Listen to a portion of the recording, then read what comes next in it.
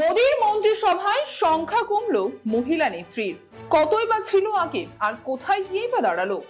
রবিবার সন্ধ্যায় প্রধানমন্ত্রীর শপথ নিয়েছেন নরেন্দ্র মোদী। তার সঙ্গে শপথ নিয়েছেন ৭১ জন মন্ত্রী, যার মধ্যে ৩০ জন নিয়েছেন পূর্ণমন্ত্রী এবং ৪১ জন নিয়েছেন প্রতিমন্ত্রী।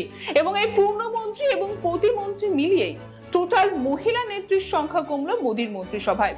তবে আগে কতটা ছিল? আমরা জানি যে 2019-এর লোকসভা নির্বাচনে জয়ের পরে প্রধানমন্ত্রীর মন্ত্রিসভায় 10 জন মহিলা মন্ত্রী ছিল এবং সেই সংখ্যা কমে কিন্তু এবার 7 জন মহিলা মন্ত্রীতে এসে দাঁড়িয়েছে। তবে কে কে হারালো সেই মন্ত্রিত্ব পদ সেটা আপনাদের জানাবো। প্রথমে মন্ত্রিত্ব পদ হারানোর তালিকায় প্রথমেই রয়েছে স্মৃতি ইরানির নাম, তারপরে আছে ভারতী পাওয়ার, তারপরে আছে স্পার্ধী নিরঞ্জন জ্যোতি, তারপরে রয়েছে দর্শনা জারদোজ, মীনাক্ষী লেখি, তারপরে সর্বশেষ রয়েছে প্রতিমা ভৌমিক।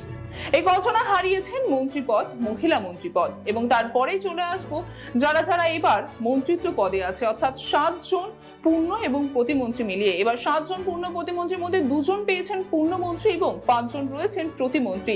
যে পূর্ণমন্ত্রীর সংখ্যার নামে প্রথমেই রয়েছে কিন্তু নির্মলা সীতারামন এবং তার পাশাপাশি অন্নপূর্ণা দেবী।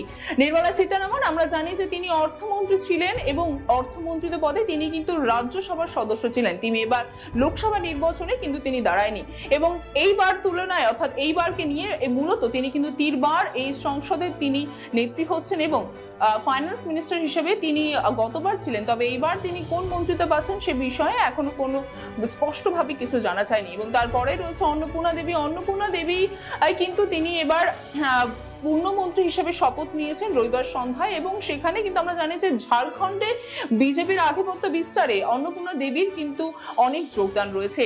এবং এরপরে যে সমস্ত মন্ত্রীদের নিয়ে অর্থাৎ যে প্রতিমন্ত্রী নিয়ে কথা বলবো তারা প্রত্যেকেই কিন্তু প্রতিমন্ত্রীর শপথ নিয়েছেন রবিবার সন্ধ্যায়, যার মধ্যে রয়েছে 5 জন মহিলা প্রতিমন্ত্রী।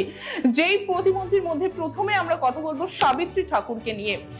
সাবিত্রী ঠাকুর যে কিনা মধ্যপ্রদেশের আদিবাসী নেত্রী এবং মধ্যপ্রদেশ থেকে কিন্তু তিনি মধ্যপ্রদেশের ধার কেন্দ্র থেকে তিনি কিন্তু প্রচুর ভোটে অর্থাৎ বিপুল ভোটে জয়ী হয়েছেন এবং রবিবার সন্ধ্যায় কিন্তু তিনি প্রতিমন্ত্রী হিসেবে সেখানে শপথ নিয়েছেন মোদীর মন্ত্রিসভায়।